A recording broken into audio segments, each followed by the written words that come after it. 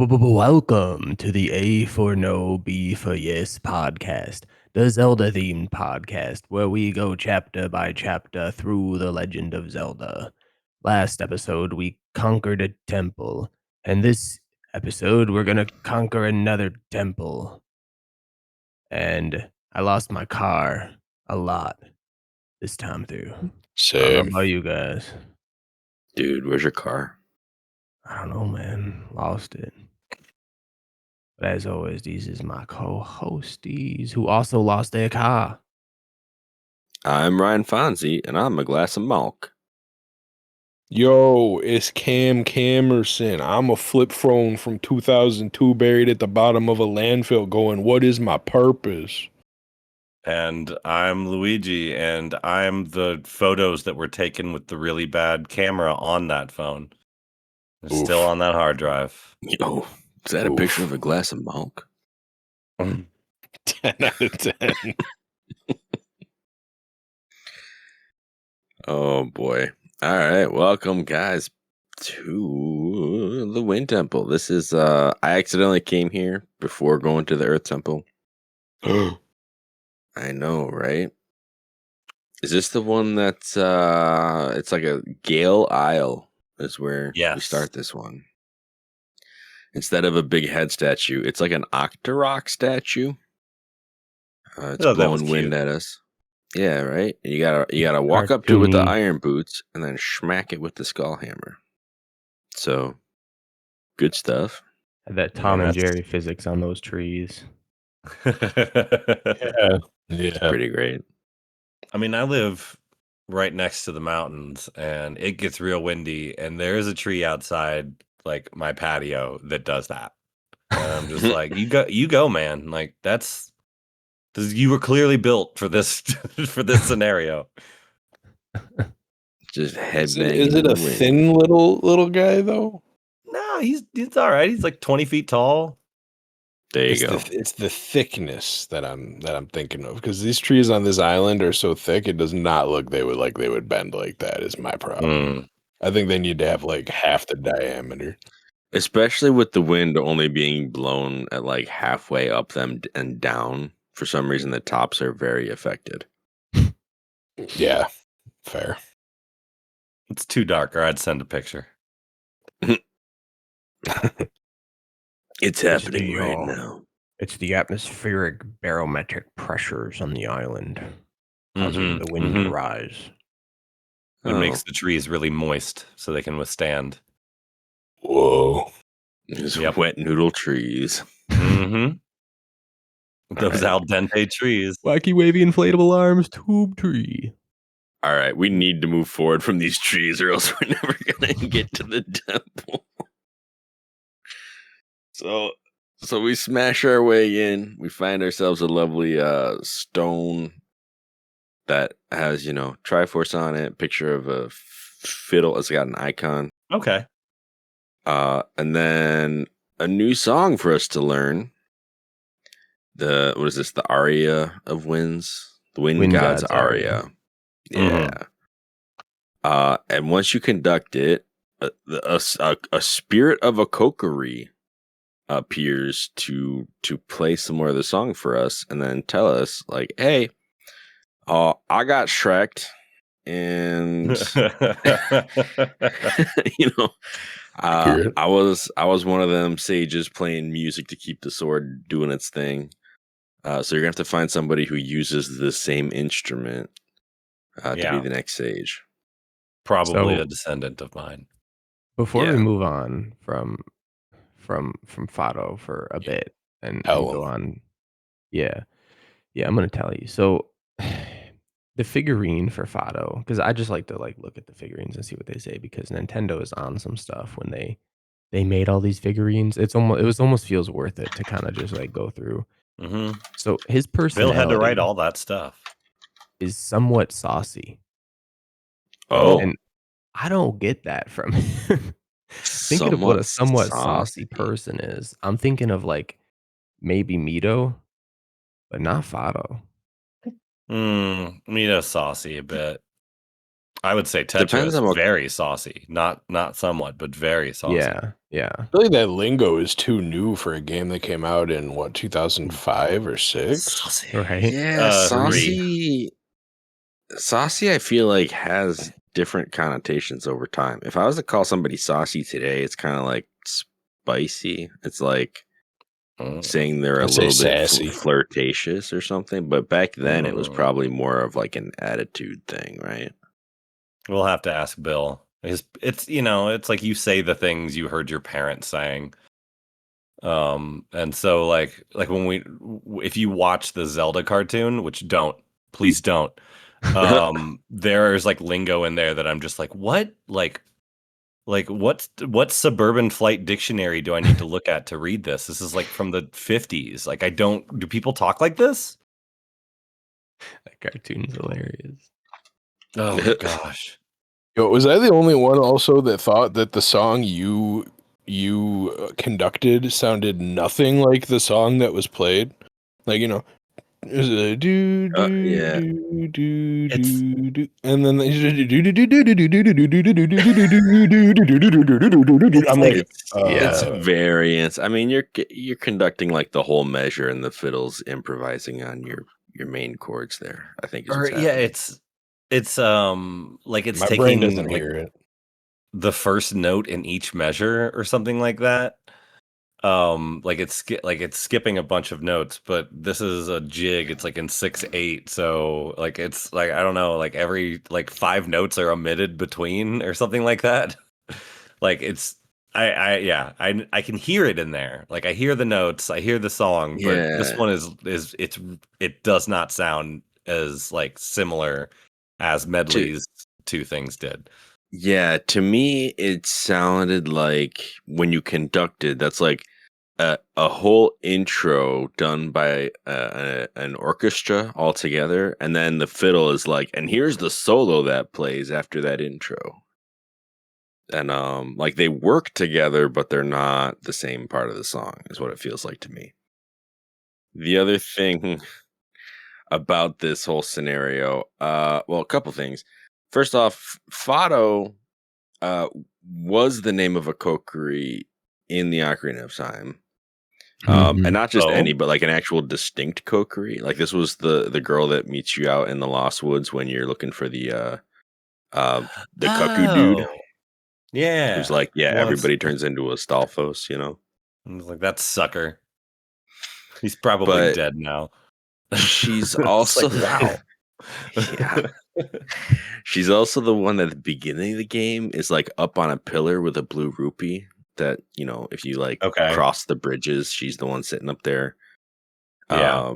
So from what I have heard, she was originally slated to be like the sage of the forest temple in that game.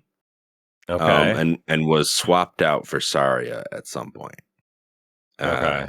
And so like putting this Fado in this game as the Earth Temple sage or as the Wind Temple sage was kind of like a swap back to that. I think the other thing was that the Earth Temple was going to be a Wind Temple back then as well.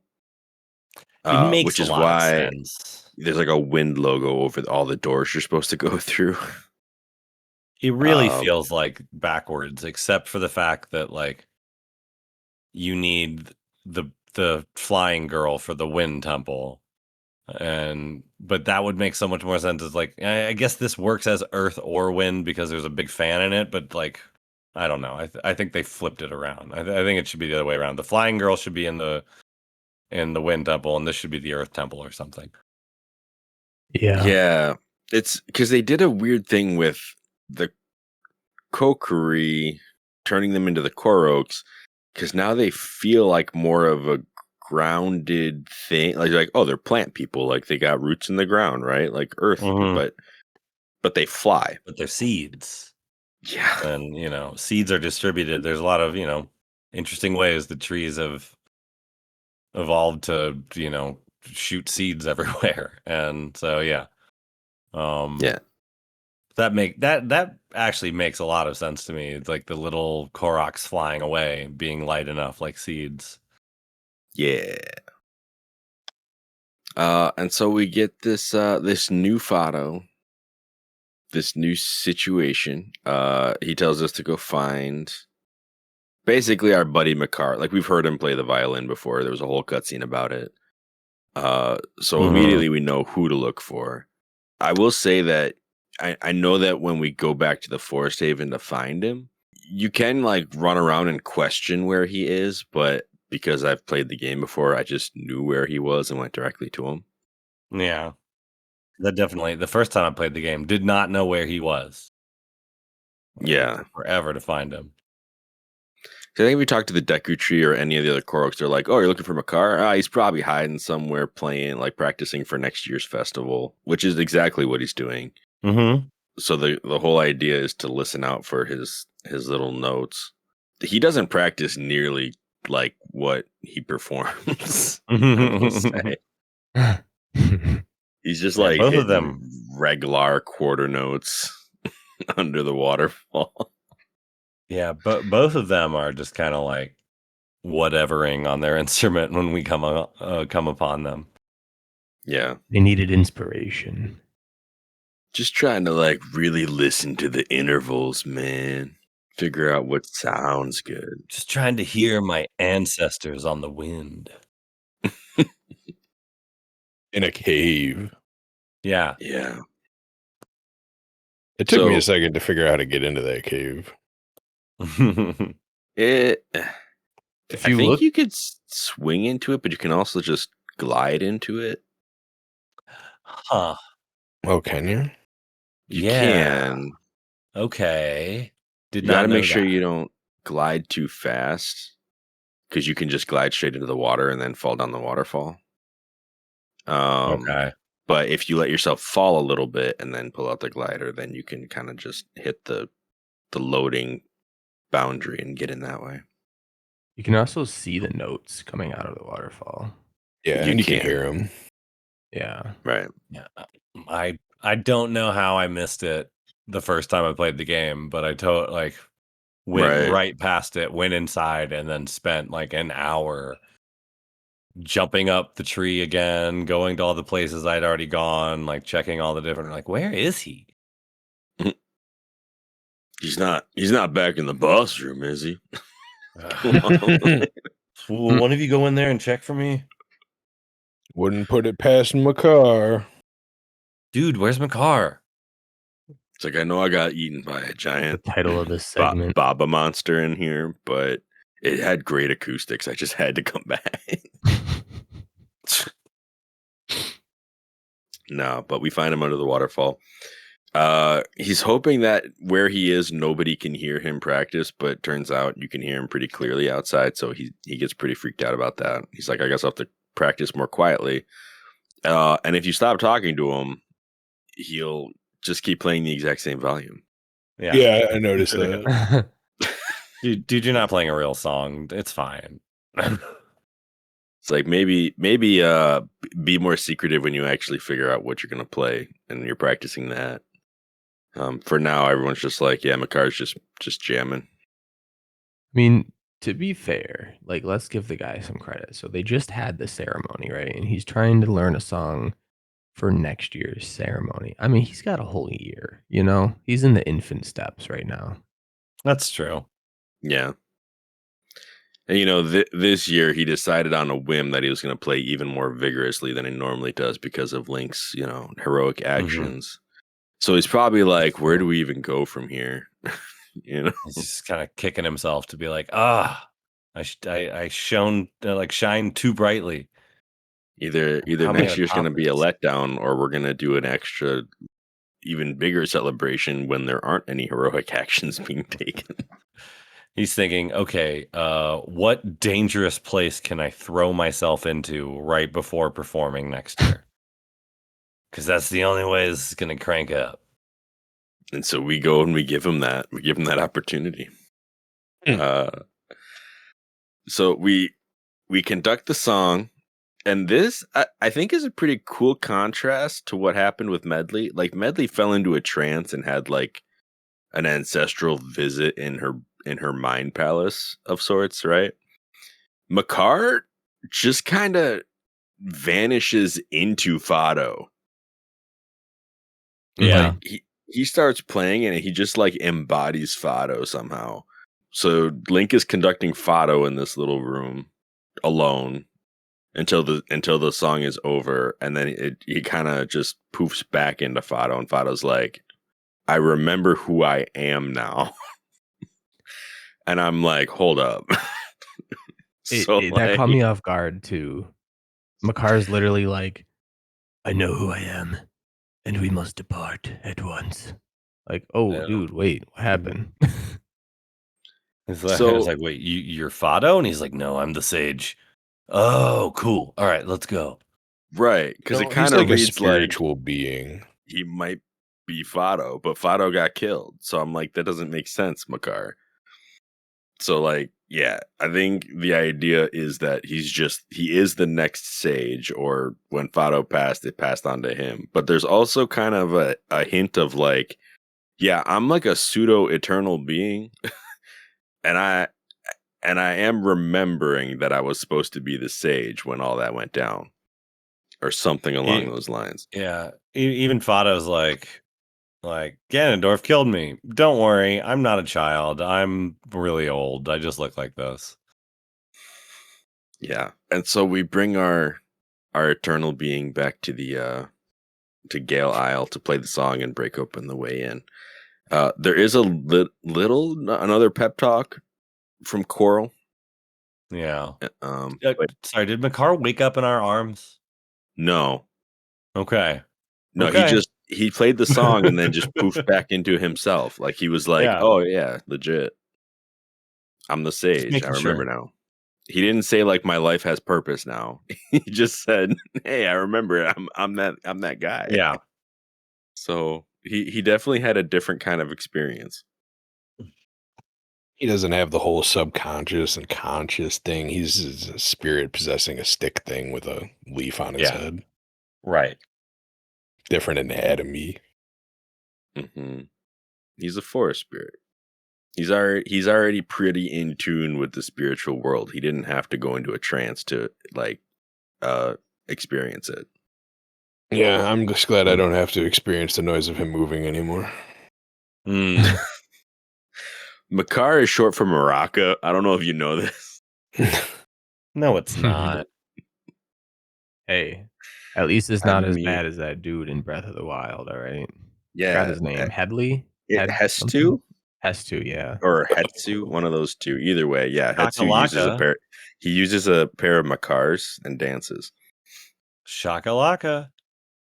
Yeah, I will take Hestu over Cass any day. Oh, you can't. Don't be giving the Cass hate. Play a longer song, Cass. Wow. Boy, Cass, he never came back. He never came back. And then never came back. I am very upset. As someone like, I'm not a big fan of Cass or anything, as I've just said, but when I did not see him in Tears of the Kingdom, I was just like, you guys don't know what you're doing, do you? It was what was that guy? Penn? What was the Pelican's name? Was cool. Penn was cool, but like Penn was cool, but Penn was a big old fake out. He was like, right when you get done with his whole mission, he's like, hey, I'm gonna go to where this old like mentor used to go, over on this rock, and just try to like contemplate next steps in my life. And I was like, is Cass gonna be there? And then I went there and he and I was like, this is the worst. Yeah, I wanted to see him with his family because he said he can't go back to his family until he's done with his mission, and like that part. Hey, Cass, I'm here for you. Pick a different song, man. It just needs to go longer. Well, yeah, I mean I don't want to go into another Tears of the Kingdom rant, but yeah, Cass not being with his family was kind of tragic because that was kind of the whole point. Drop the ball. Absolutely drop the ball on that. We finish our mission, he gets to be with his family, right? It's like, yeah, that was before the long winter. Cass was taken by the cold. It's terrible. He has so many kids, and he's just not there. Cass was too busy fighting Hestu in there. Okay. All right. So we bring Makai back to the Gale Island, bust our way Shakalaka. into the Wind Temple. Our little rattle of a dude. We get our little pep talk. We go in, we do the thing. Pep talk was a lot shorter this time because he was just kind of like, "Hey, same as the last one, all right, guys, do it up." So we do. We go in. We find out very, very quickly that Makar can fly, kind of like Medley. Will not carry you in a glide like Medley, though. Yeah. But also Makar can plant seeds. And the use of that, other than being essentially a torch puzzle for the first few rooms, isn't really apparent until about halfway through this dungeon. When we get our item. But for now, he's just a tree planting fool. Kind of makes you think he could have done the whole seed ceremony thing by himself, but he's the musician, so, you know. Send him around the sea. He seems to be really good at it. Right. He runs out of stamina too fast. Yeah, that's true. Wind Temple's got a bunch of lovely earthen spots that are just perfect soil for growing trees. Very windy of the temple to have that. Yeah, until he plants like the fifth one and gets kidnapped. Oh yeah, we go through there's like a whole room where we send him up to plant a bunch of trees up a oversized staircase of plateaus, and when he gets to the top, 4 floor masters pop up, but only one can grab him, so there's really, like, him being surrounded was irrelevant. Yeah. Well, I mean, it stopped it. I mean, one of them was going to get him, so. He doesn't exactly move very fast either. They just wanted to intimidate him. Pretty much. Right. I mean, it was kind of cool after playing Tears of the Kingdom to see 4 floor masters together, because it kind of gave the image of the hands in that game. Yeah. The gloom hands. But at the time, it was just like, oh, look, a bunch of floor masters. So Makar gets kidnapped. Who could have seen this coming? It's all right, Makar. It happened to me, too. I actually thought it was great, because then I just got to treat it as a normal dungeon for a little while without a buddy to carry along. Yeah, exactly. It's kind of like when you're playing Resident Evil 4 and Ashley finally gets kidnapped again. You're like, oh, thank you. It's like, oh man.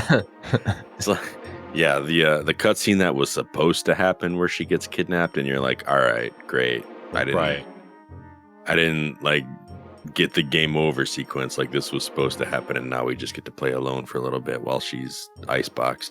Yeah, I don't kind of use all my healing items. Yeah, when she comes back and you're like, hi, Ashley. Or then they make you play as Ashley and you're like, never mind. Let's get back to this. I haven't played the remakes yet of that. I haven't either. I haven't beat them, but I played most of them. Yeah. So back to Makar. This dungeon's got back to the Wind Temple. So, dude, where's Makar? He's been kidnapped. Bunch of cool new mechanics. Not really all new, but that's okay. A lot of Korok leaf in this one. A lot of using your boots to push down a spring and then undoing your boots to get tossed. I like that one. Yeah, some good wind gliding just about everywhere we go. Switches, walking on grates for some reason. It's a big deal here. Mm-hmm. Well, that way the wind can get through. Yeah. Yeah, the very much heavy on the Deku Leaf again. Like I was like, oh, I guess I should have figured this, since we're hanging out with the person we were rescuing when we got the thing. So it's another kind of foresty thing, foresty like themed temple. So yeah, of course the leaf is here. Gotcha.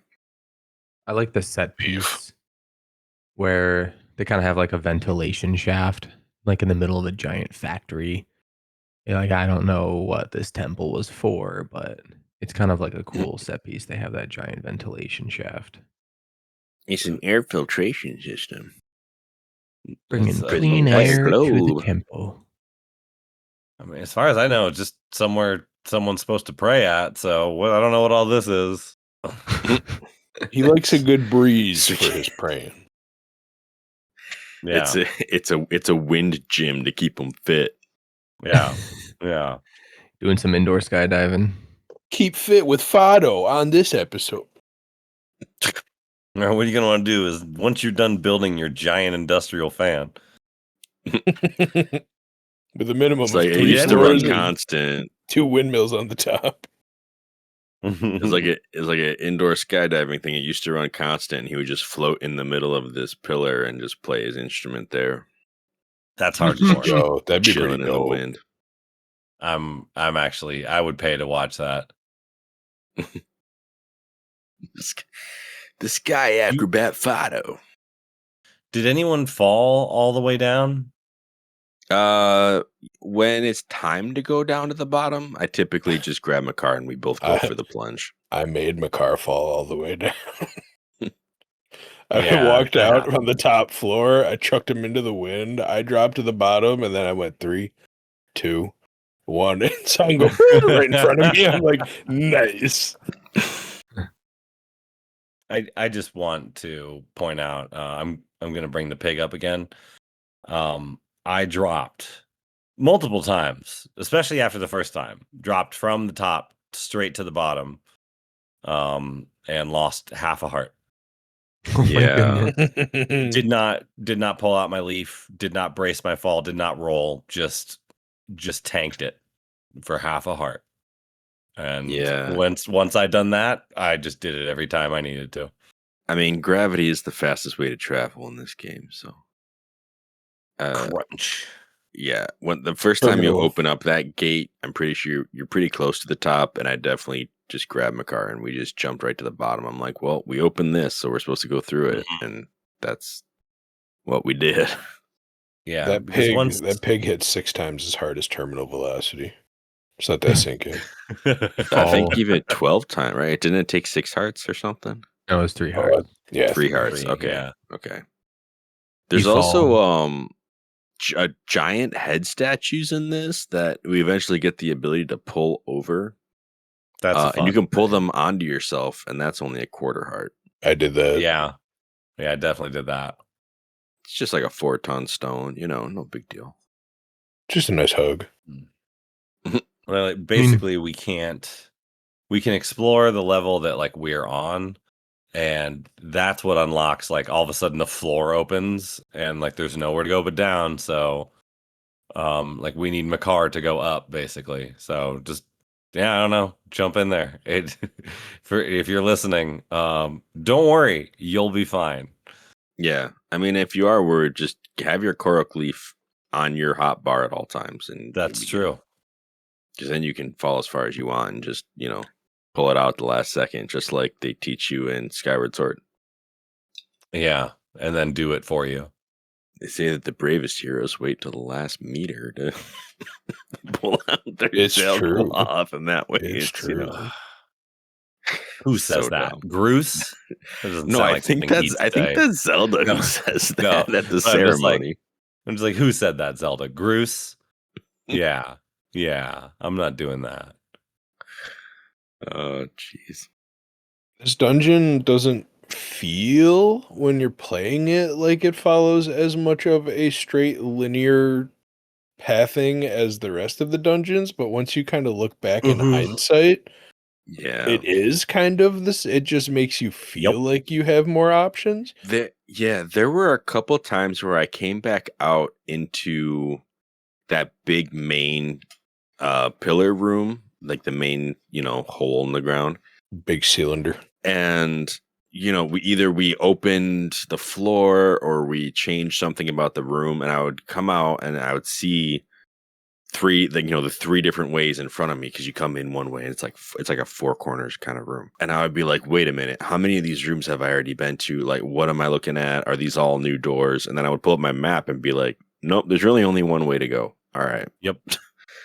That's Wind Waker dungeons. This is, I'm pretty sure, the only choice you get. Like they let you decide one of two places you can go once we rescue Makar. Other than that, usually like there'll be like ways you can go, but it just leads you to a chest or it leads you to something else. It's not like, it doesn't actually advance the dungeon itself. Yeah. It just sort of like, there is only one way you can, there is a critical path through this dungeon. Which kind of leads me to my next point.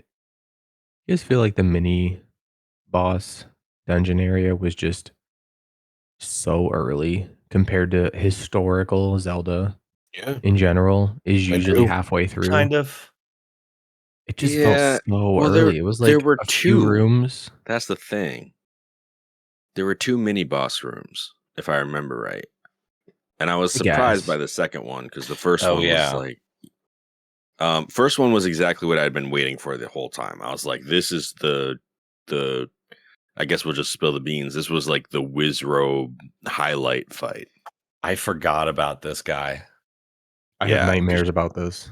you get the It was you annoying. get like an Emperor Wizrobe. Oh, I don't yeah. even know what they call him, but That's he too takes cool. We need to come up with a much worse name for him. What's Larry funny the is Dingleberry Wizrobe. you Wizrobe. want to give him like Yep. an epic name. He's just Red Wizrobe. Good. Red Wizrobe. All right, That's old school. He doesn't have Give anything him- fancy. Yeah. and he Oh, wait, summons. it's not old school. Red is the lowest level. He would be Yeah. like a blue Wizrobe. Whoa. All right. Huh. I don't know. So they swapped the color scheme or Do something. we get a blue Wizrobe at some point? I don't want to know. I don't want to Mhm. ask. I don't want to. Don't wish it into existence. He summons 2 red Wizrobes. He Hmm. well, he summons a lesser Wizrobe. Yeah. And No, if there was a blue one, he would summon 2 red Wizrobes. That would then yeah. summon even more. Gotcha. That's his magic. But yeah, this dude summons some nonsense into the room. Starts off Ugh. with the Dark Nut or Iron Knuckle. I forget what they are in this game, but They are Iron Knuckles. Or no, they're Dark Nuts. No, Sorry. they're nuts. he summons a Dark Nut and a Wizrobe. And if that wasn't enough, if you don't fight them fast enough, he'll then summon some Yeah. like rocks into the room just to be extra annoying. I didn't get rocks, but all manner of flying things. Yeah, I saw fire keys. Yo, Yeah, that was Yeah. gross. Here's what I- It's like Ugh. he either shoots fireballs or he shoots a summons. Right. And so what my strat for this guy has become run circles in the room until you've Mhm. defeated the Wizrobe. Don't fight anything else if you can help it. Nothing else. Like I avoided that the Dark Nut. Like I was just like, sir, I will deal with you in a minute. Like, no, we're like not at all. And Red Wizrobe like disappears for much longer. Yeah, and he, I missed a lot of shots on this guy to my chagrin because even if you are hitting him consistently with elemental arrows, he still takes like 5 hits at least. I was like, this guy's really tanking my shots here. Mhm. More than I would say most bosses for some reason. He's just like, no, you got to hit me quite a bit actually. And Not so a this fun fight guy. goes on for a while.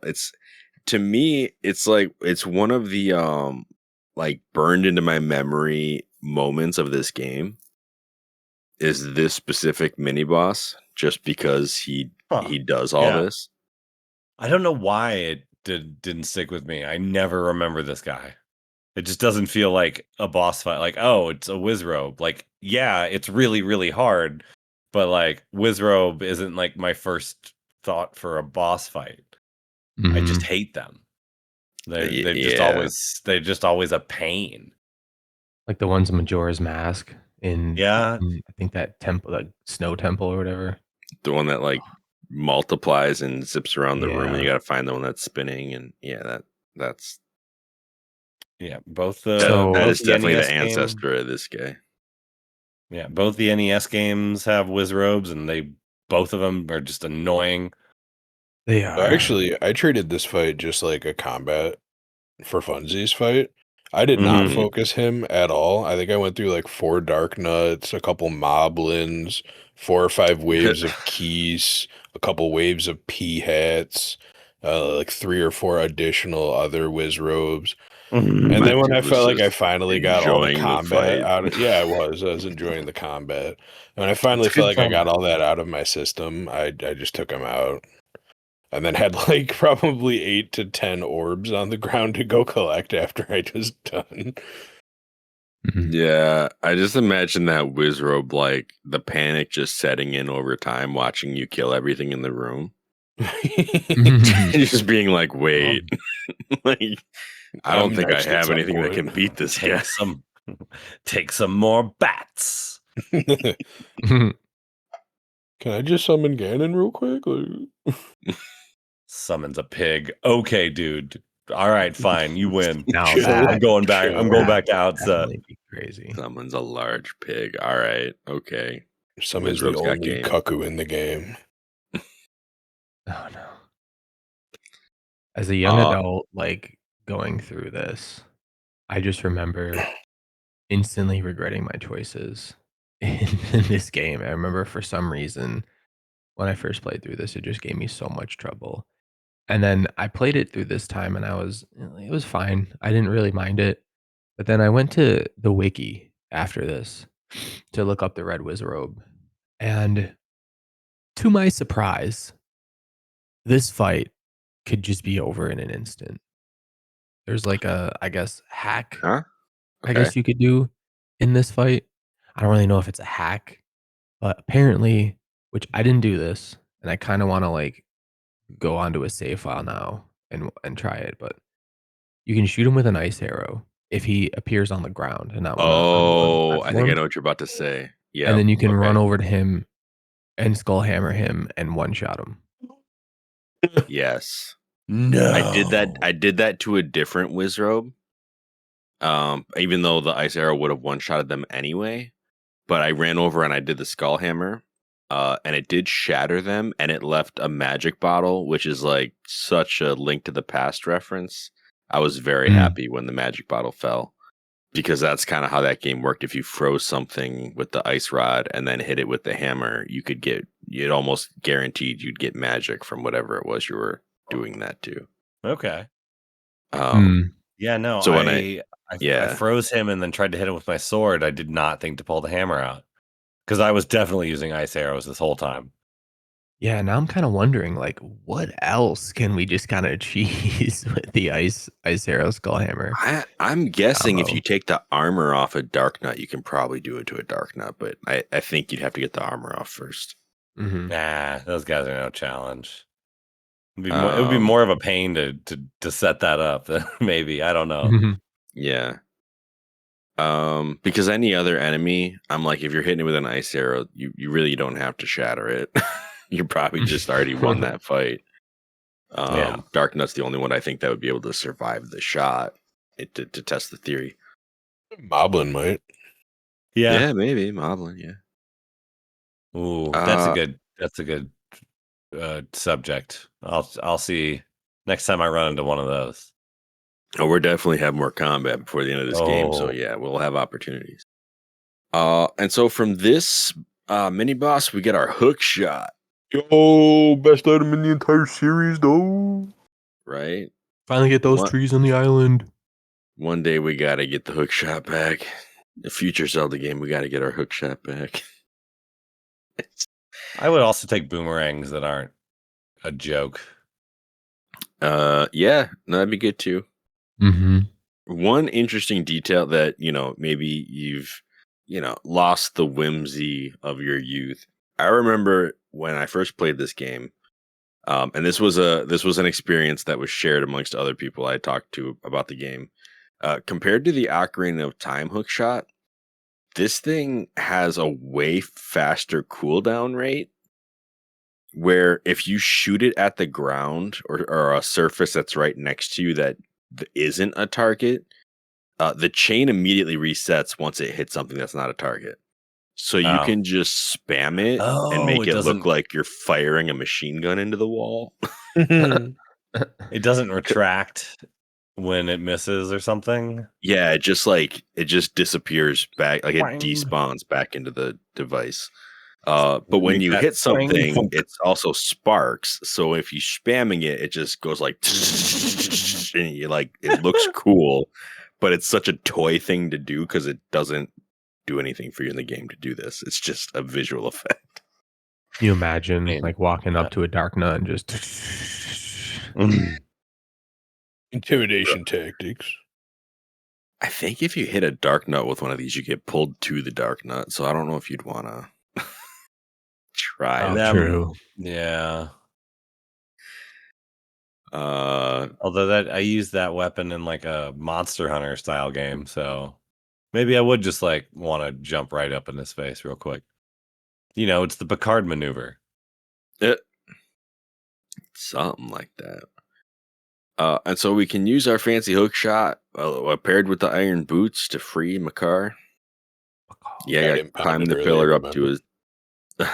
Wait, what's up? I said he got impounded earlier from the hands, you know? Yeah. He had to do some time. And so we get a bunch of Makar puzzles that involve wind, and honestly, a lot of the rooms I remember walking into, setting down Makar so that I could fight everything in the room, and then just picking up Makar to walk through the room. So there's not even that many Makar puzzles. Nah, he's a farmer. That's usually his shtick in each room. If he has something to do in the room, it's usually right by something that will destroy him. Yeah, and so go plant a tree and then go hide in the bushes is what I would kind of have him do. Yeah, you kind of have to like clear the room for him before you can use him or whatever. Like, we will make this dungeon a peaceful place full of trees and life. I think the reason eradicate the evil and no obstacles for my car.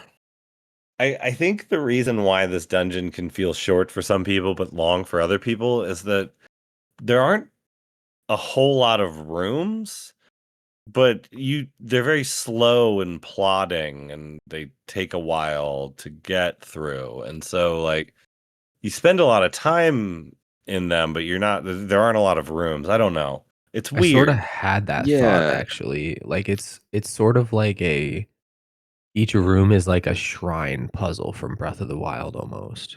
Like it's something you got to work towards and then you're done, but then you go into the next room. Like, okay, what do you want from me in here? Let me walk around real quick. Oh, there's the switch I've been looking for. Cool.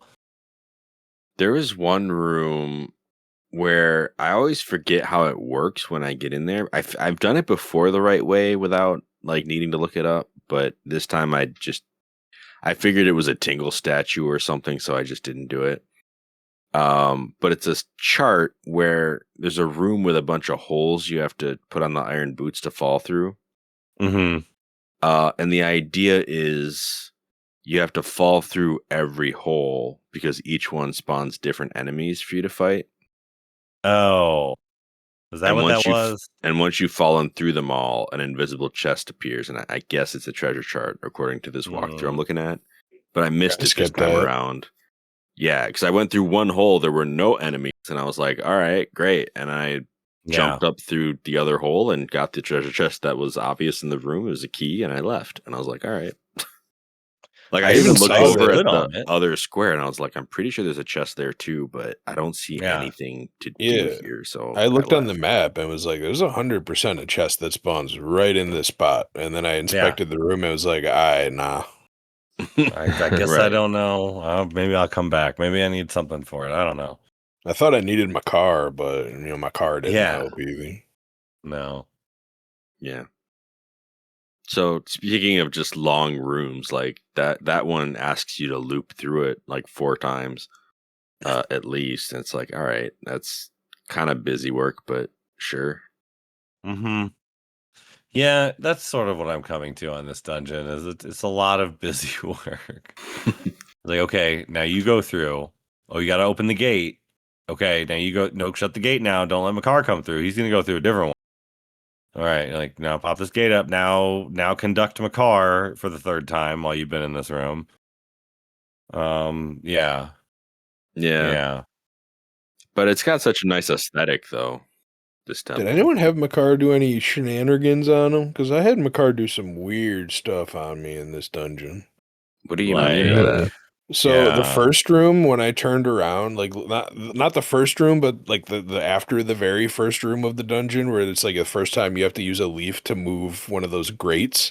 I turned around and used the leaf on the grate, or on the spinner again through the grate, and Makar made a weird noise and the whole screen faded, and he went back to the beginning of the dungeon, and I don't know why. Yes. Oh, And then yeah. later on, when I got grabbed by a hand because I'm bad, and I did what Mayo did and stood on the hole, and it just kind of grabbed my leg and pulled me down. Makar went to Yep. some obscure room. He went to like the main room at the very bottom of basement floor 1, where I haven't been in a while, and was just down there chilling. And I went all the way back to where I was, called Makar, and was like, "Where did he go?" And looked on my map, and oh, he's 5 rooms away now, out of nowhere. Makar's like, this was our designated meeting spot, right? Dude. Like we said, if we got separated, this is where we go. It's like we never said that, Makar. Half of this Would dungeon you was me say- being frustrated hitting. Would you say, dude, where's Makar? I would, and I did. Hey, dude, where's Makar? That did happen to me, a similar thing, but Mm-hmm. I hit myself with the grate. Yes. And it did a similar thing. Like Link made a noise, suddenly went, and I like started at the beginning of the room, but it was me and Makar both got reset to the beginning of the room. Luckily, none of the enemies in the room got reset, just us. So we That's were able nice. to peacefully go back through the room again, and it was fine. But it was a weird moment because I was like, I'm pretty sure I was far enough away from that grate. I don't know how I got hit by that. See, just- the game was rushed and they didn't have time to finish the decapitation animation. Yeah, So they just fade to black. It's like, you got domed, sir. Yeah, basically. I at one point Link got domed, and then later on in the dungeon I did it to Makar too. So yeah. The thing is, though, is that neither of us were anywhere near the thing that, like, the vent thing, the wall that was moving. I Yeah. was a good solid chunk away from it, and Makar was right inside the door. I never moved him. So And- weird. And he just, and he goes back to the beginning of the dungeon. I'm like, bruh, I got poop, Got man. scared. we just started. This is not a good indicator. Look, the bathroom was all the way back here, okay?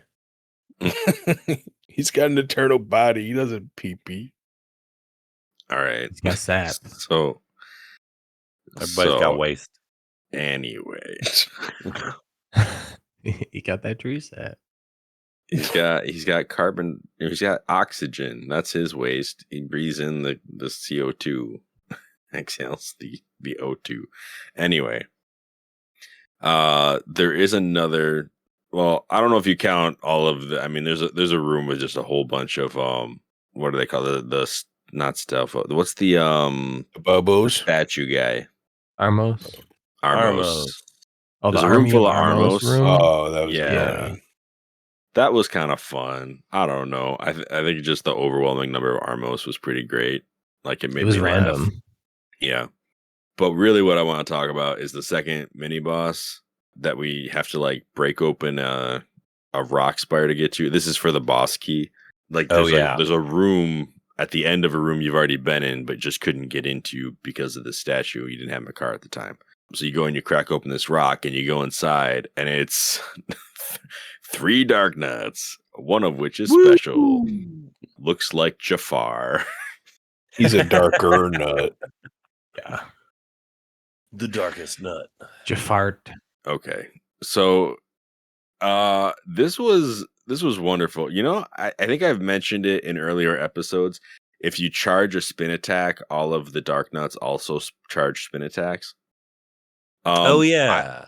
I did not know this extent of the Easter egg of this, where if you charge a spin attack and you turn it into the cyclone, they also know how to cyclone. What? Oh, I'm Which sure is- they. It's Yeah. hilarious to me because they don't move when they do it. They stay in one spot and they don't get dizzy at the end either. But if you go spinning around the room, they will be spinning the entire time you are. So you have to like time it right if you want to win that. Like your So approach. you Beyblade in this place? Yes, you can Beyblade against my these gosh. guys. That's amazing. And Now I did that to the little baby Armos when there were like 6 of them. I was like, all right, let's sweep all these guys up. We need to get them all into one pile. And then Hurricane swung around the pack and got all of them in one shot. And it was glorious. that must have felt really great. Yeah. It was really funny. It was funny. It was fun to watch. Yes. Yeah. So that means lore-wise, what's up? all 3 of those knights had done the ritual. If that's the ritual to be a knight. If Yeah, we're to I guess think I'm that guessing Orcas- they didn't learn it from Orca, Right. but I think, Yeah. whatever the Knight's Crest system is where that technique originates. Yeah, so they must have gained enough Knight's Crests to be taught the technique. If Yeah, that's he's the like, tradition. I got 9 more of these at home. I just wear one on me while I'm doing my job. What if, one, that means they would have to kill their friends to get more? Oh, it's a Highlander situation. Every Dark Knight we know has had to defeat at least 9 other Dark Knights. I Either wonder that or if best them in combat. Yeah, I wonder if they only have to like achieve their Knight's Crest, like they get their 1 when they become a knight, and Orca's just greedy, and he's like, "Yeah, go kill 10 of them." And he's just like, "I You just gotta want a bunch." really prove yourself. And Yeah, if they like all we had needed to work 10? way harder than them. How many did the Darker Nut need? Oh Did yeah, he need like 20 to get the darker armor? Did he need like 50? no, his dad was a like general, and so he got in like I mean, it's Oh, not. he's a Nepo nut. Yeah. Gotcha. He's a dark, Dark Nepo. No. Rise of the Dark gosh. Nepos. No, he's I mean, he's got the whole like, how bokoblins come in all different colors. Like he's got like it's not just his armor, like he's actually a different color altogether too. He's got a goatee. I mean, he does have a goatee. That was Pretty surprising. rad. Knocking his helmet off, I was like, "Oh, hello, sir." didn't realize what we were getting into. I think this is the first time we have multiple Dark Nuts in a room. Which you find if they're Speak for lacking yourself. if they're lacking armor, they just smack each other. Well, yeah, we had them in the castle underwater. Well, no, there was the Dark red Nuts. Wizrobe fight earlier. I let 2 Dark Nuts. Oh, you beat had together. 2 there too. Yeah, Yeah. okay. Yeah. I was on an island somewhere where for about 3 straight minutes they just threw everything at me. There you go. And Oh, multiple man. Dark Nuts in that room. Yeah, I so was like, when's this you gonna be realize that they wear the armor to protect each other from each other. So if you can take their armor off, suddenly they're all just hitting each other constantly. And it's nice because if they're bunched up and you get a parry on one of them, it usually transfers to like another one if they're close to. So you can get like 2 helmets knocked off with 1 parry. I did that. I got 2 Lateral helmets with 1 parry. parry, and I was like, there you go. Like just clocked both y'all, and you smacked your friend in the process. This is great. Guys, I cannot be more happy right now. Why? The Dark Nuts, the regular Dark Nuts that we fight are just called Silver Dark Nuts. So they're just like the Knight grunts. Okay. Yeah. This guy, Not the gonna be captain Black that we're Dark fighting, Nut, is the Mighty Dark Nut. The mighty Dark Nut. Mighty so Mighty Dark great. Nuts. I'm just thinking of Mighty Ducks now. Okay.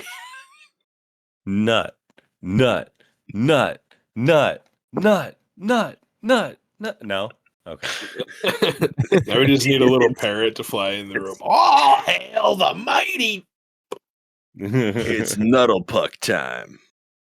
There we go. Now I'm just envisioning Dark Nuts playing hockey. Mm-hmm. Dark Nuts on ice. No. It's what you got. Dark Nuts on ice. I can't continue this. I will This line say of joking is Yeah, gonna it's get pretty real nuts. bad real fast. Mighty Dark Nut. Mighty Dark Nut. There you go. I will say these guys are absolute pushovers in comparison to the Minish Cap Dark Nuts in the very next game. When they put 2 or 3 of those in a room, it is rough. So Yeah, that is you ain't true. wrong. Yeah. Kudos to those guys. Turns out they're easier to deal with in 3 dimensions. Turns out they're easier to deal with when they kill their friends for you.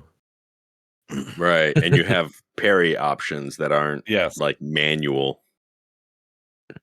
What? The Gust Jar doesn't do anything. So yeah, there's not too much after that. I mean, some more combat stuff. Shout out to, I mean, this is a pre-Makar room, so I don't know why I'm bringing it up now.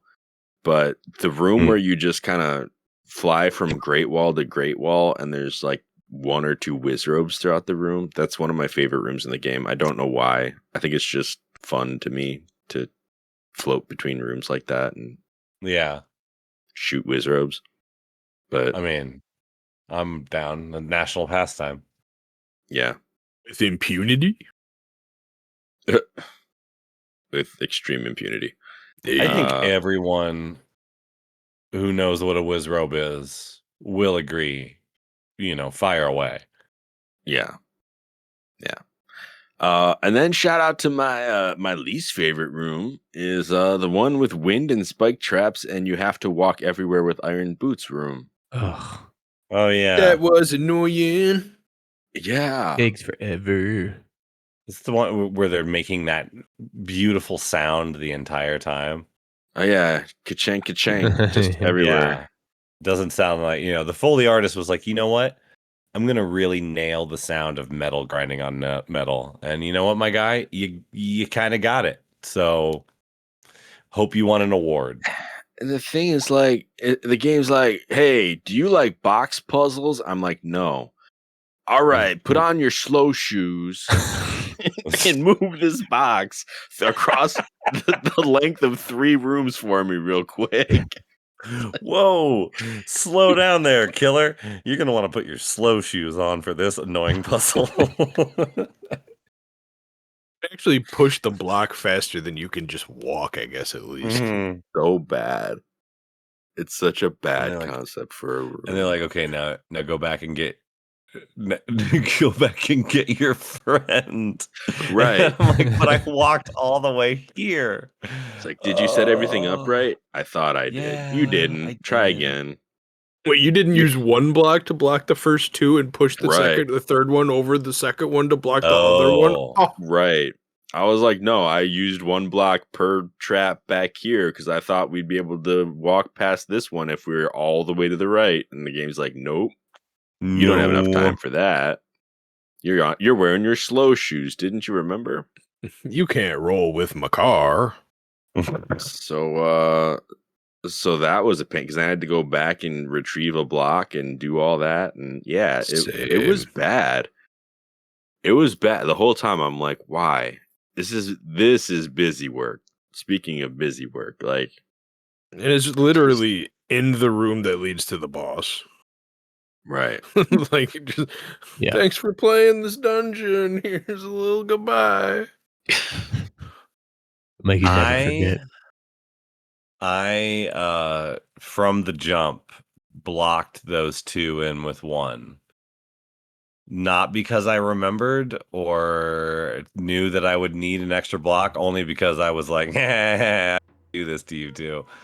And yeah, it turns out I'm glad I did that from the I didn't even think of the fact that I would have had to go rearrange the puzzle. Yeah. Okay. I'm sorry for your loss. Great. And so luckily the redeeming moment of all this is that this boss is pretty good. I mean, this is Mulgara, and it's got one of the sickest boss tracks Probably Okay. the best Of- cinematic intro of any Yeah. boss with intro to track. Such an easy. This might be the easiest boss in the game so far. It I mean, it's is easy, but it's like, I feel like it was harder. Definitely harder before I knew how to do it, but only because like the little Mulgaralings that it summons get in the way of your hook shot all the time. Because you got to It's lock kind onto of that their- tongue, and then they just like to fly up in your face when you're trying to do that. It's kind of like what they're there for.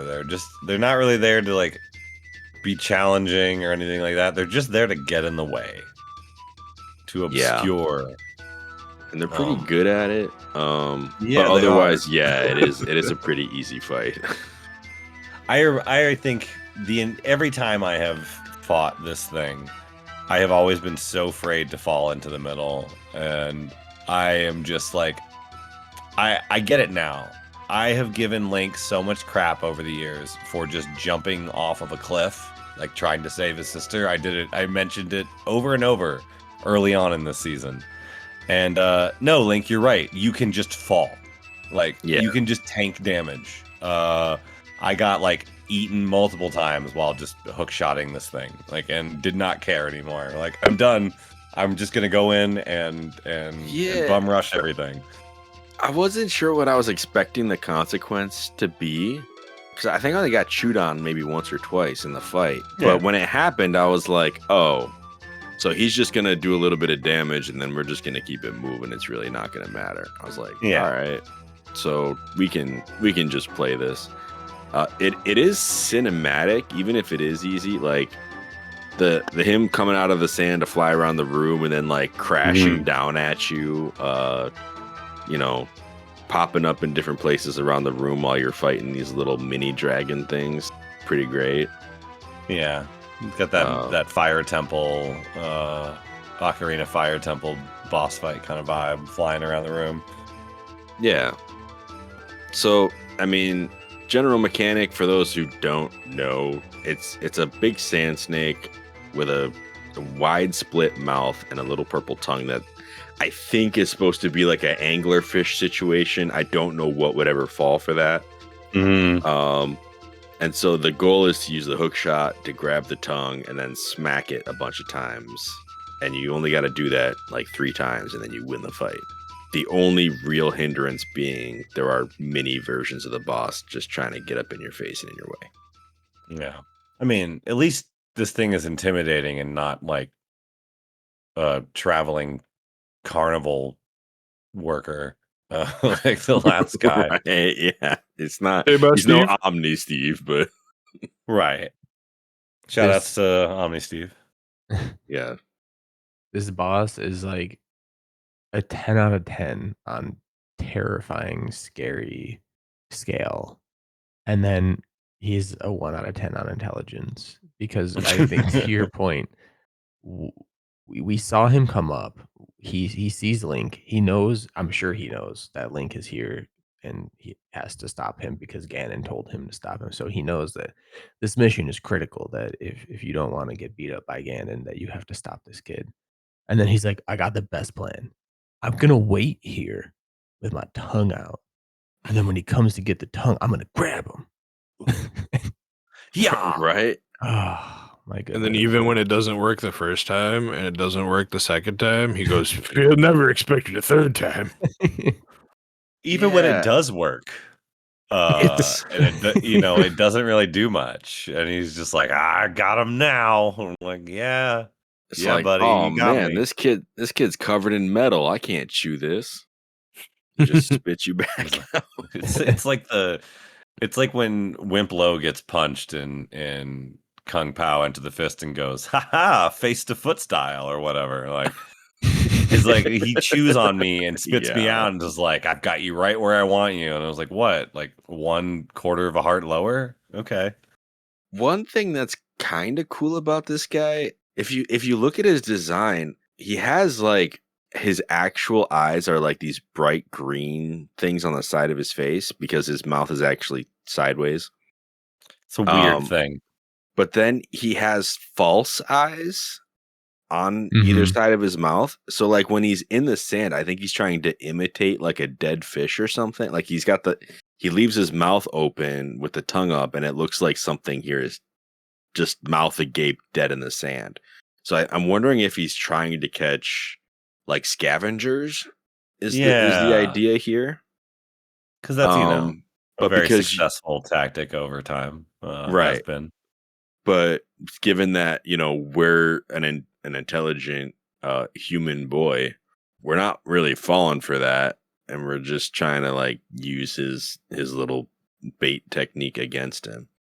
At this point, it would have made more sense if he had just kept trying to eat us directly, but it's not his thing. Did Fado fall for it? I'm assuming because he's dead. Fado's playing his violin. He was like, "Oh, hey, cool, dead eel. Let's go get this thing. Let's go check it out. I'm gonna eat good tonight. Sages get free dinner. This is amazing." To be fair, Fado didn't have the Master Sword. No, but I mean, he should have probably seen through the ruse. But he could have shredded us. Now that I look at it, it does look like one of the eels from the from Majora's Mask when he's sticking out of the sand like that. Twin mold or? No, like there's like a whole cove that you got to go get. You got to get the Zora eggs out of it and save the seahorses. The eels. Yeah, the eels. Oh, okay. Like when he's this underwater eel doing in the desert, right? Like this thing's for sure dead. I'm sure whoever designed this had like really good reasons for all those features that it added, and like in the wild it would do this and it would do that and stuff, but we're never gonna know that. Yeah. Would you ever even find I guess one in the wild? Because it's like a Ganon created abomination. I don't know. I liked your little fake eyes idea. Oh, that was cool. Like I could see that. That's what it looks like. I don't know. I mean, obviously, when you're fighting it, it's just like big mouth, look out, and then that's kind of all we think. But yeah, yeah. So I mean, we give Moldorm the smackdown, and then we're pretty much good to go. Basically, we get our heart piece. We get our sword that's finally charged up with the light to repel evil. Makar plays on it. A song with Fado this time. Doesn't transform into Fado. Actually, the two of them are there together, which helps me not see them as reincarnations. But at the same time, like, still confusing what they're trying to say about these two forest spirits and how they work together. They shred, man. They do shred because they don't only play the same song; they harmonize with each other. Yeah. It's one of them wicked dueling guitar solos. I had a problem. Or I guess it's not a problem, it's just a question that came up when when they did the whole ceremony to kind of upgrade the Master Sword. So like I thought to myself, wait a minute. In every game, the Master Sword has a different mechanic and a different way that it upgrades. So like in this game, it's obviously the power of the sages, and then it's the power of prayer, bro. Prayer. And then Tears of the Kingdom, it's being bathed in the holy light of a dragon for who knows how many years, and then in every game it's just different. And I'm like, if this is the same sword, let's just say it's the same sword canonically, who is the person who's like, well, I'm so awesome that I just decided to make a new way that the Master Sword just gets its power. I'm just that good. Or is it just that each one is a different Master Sword? But then Nintendo themselves is like, nah, that's not it, because fee and all that stuff. So now I'm just like, does the Master Sword just evolve? So I think that how the Master Sword works is a lot less specific than what you're assuming in your question. Like I think the Master Sword relies on divine power is generally how it's how it functions, but how it gets that power is different according to the peoples that are surrounding it at the time. So like Skyward Sword, you got to go bring it to the 3 different torches of the goddesses, but that's still You're just like, making it at that point. yeah, No, at well, that what point about you're like forging it in divine fires, right? What It's like other games? essentially it's a what about plug. A Link to the Past, where it's just a couple like gnomes smacking on it with hammers? That's like maybe yeah, that's right. They do upgrade it. maybe they're just like really faithful gnomes. Yeah, Because that's kind of short what this answer is, right? It's Like you like a got 2 conduit. sages pounding on it with prayers. Yeah. The short answer is that is very true. The short answer is that I don't know. It's whatever they need it to be. Yeah. Yeah. But like the dragon light was supposed to be super, pure light or whatever by the vessel of Hylia, and then this game, it's just like, hey, we're gonna pray for it, and it's gonna get infused with special powers. So I'm telling you, this is why like Miyamoto all those years ago was like, don't put lore like that in my game. And I then they don't did. want to have to answer these questions for decades. Really don't. he didn't know that podcasters like us would just be answering them for him. He wouldn't He's actually like, yeah, have don't to do that. Hey, it's their fault they made Hyrule Historia, They needed money. The Wii U was out. Or Well, was that earlier than that? I don't remember. Maybe not. It didn't come out. It came out with Skyward Sword, right? So I mean, Did it? Okay. so kind of, yeah. Wii Motion Plus was out. I know that. I don't know if it was Sure. necessarily. Wii U wouldn't have been out at that point, but that was when they started, selling mini consoles and crazy art books, and it was just like, we need money. Yeah. But cool, guys. I mean, so we did it. Now Coral's just like, well, we got to get the Triforce pieces. So that's. We also found out that Ganon cleared out his crib. We don't know where he be hanging now. Oh yeah. We could talk about that because when we come out of here, Coral's in a conversation with a fish man. I was like, yeah, because I don't even think we were allowed to save. Like this, it took us from the cutscene to this conversation. Like, oh yeah. But yeah, Fishman's in a good mood. Yeah, Fishman's like, hey, so the fortress is empty. There's nobody there. Coral's like, well, that's concerning, and Fishman's like, well, there's less enemies in the world, like less monsters. Like maybe you should celebrate that. He's like, bro, we got him. Like, chill. So then Coral kind of addresses us about the issue, and he's like, hey, Ganondorf has abandoned the fortress, but no doubt he's planning something. So we gotta get the Triforce together so that we can go address this for real before something happens. Yeah, Coral's addressing the calm, assuming that there's gonna be a storm. Yeah. Whereas the fish is kind of just like, yeah, he's gone. Yeah, I think he's Coral can never keep it straight. Oh, sorry. Oh, no, you're good. I think it was something with Valoo. He was like, he hasn't been seen since Valoo burned him. Yeah, Valoo torched him. Yeah. Princess Zelda, he's like worried about her. Mm-hmm.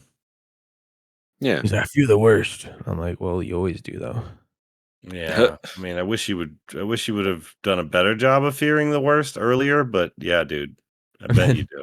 I mean, we know he's out of D batteries now, so that's not helping his case. I cleaned Beetle out. It's like, listen, if the Forsaken Fortress is empty, maybe we should go ahead and move Tetra up there where she'll be safe. Because it's the one place we know he's not. Yeah. Now, why don't you hang out in the smoldering house for a while? Which is like my next point. He clearly states he's worried about Zelda and that Ganondorf hasn't been seen and he's scared of what Ganondorf is planning, that Ganondorf may have infiltrated Hyrule Castle.